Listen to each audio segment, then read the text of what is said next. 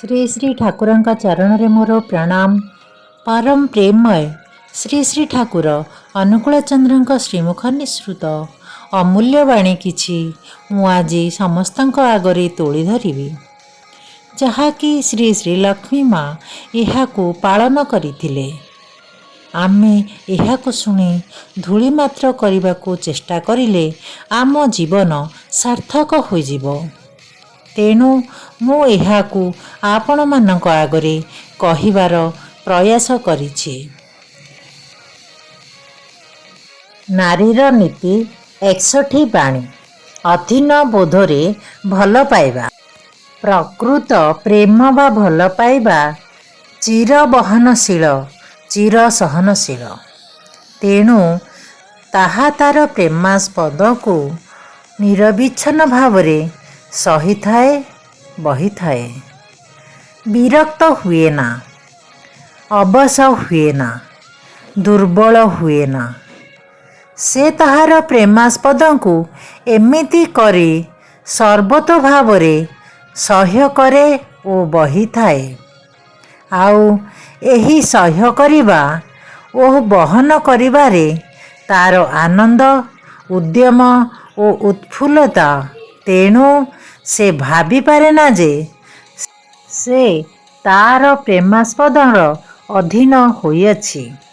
ଆଉ ଏହି ଅଧୀନ ବୋଧ ଯେଉଁଠାରେ, ସେଠାରେ କାମର ଘୂଣ୍ୟ ପୂତିଗନ୍ଧ, ଯାହା ବାସନା ବା ଚାହିଦା ଚାପାଥିଲା, ତାହାର ଅଭାବ ବା ପୂରଣରେ ବିଦ୍ୱେଷ ମୂର୍ତ୍ତିରେ ବିଚ୍ଛୁରିତ ହେଉଛି। ଠିକ୍ ଜାଣିରଖ। ଜୟଗୁରୁ। ବାଣୀ ସଂଖ୍ୟା 61। ପୁଣି ଥରେ ଅଧୀନ ବୋଧରେ ଭଲ ପାଇବା। ପ୍ରକୃତ ପ୍ରେମ ବା ଭଲ ପାଇବା ଚିର ବହନଶୀଳ, ଚିର ସହନଶୀଳ। ତେଣୁ ତାହା ତାର ପ୍ରେମାସ୍ପଦକୁ ନିରବିଚ୍ଛିନ୍ନ ଭାବରେ ସହିଥାଏ, ବହିଥାଏ।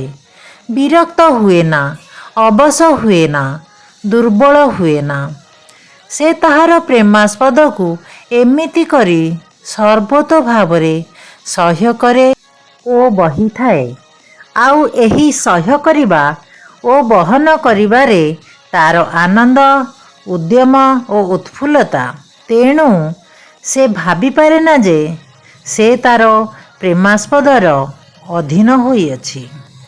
ଆଉ ଏହି ଅଧୀନ ବୋଧ ଯେଉଁଠାରେ, ସେଠାରେ କାମର ଘୂଣ୍ୟ ପୂତିଗନ୍ଧ, ଯାହା ବାସନା ବା ଚାହିଦାର ଚାପାଥିଲା, ତାହାର ଅଭାବ ବା ପୂରଣରେ ବିଦ୍ୱେଷ ମୂର୍ତ୍ତିରେ ବିଚ୍ଛୁରିତ ହେଉଛି। ଠିକ୍ ଜାଣିରଖ। ବାଣୀ ସଂଖ୍ୟା 61। ଜୟଗୁରୁ।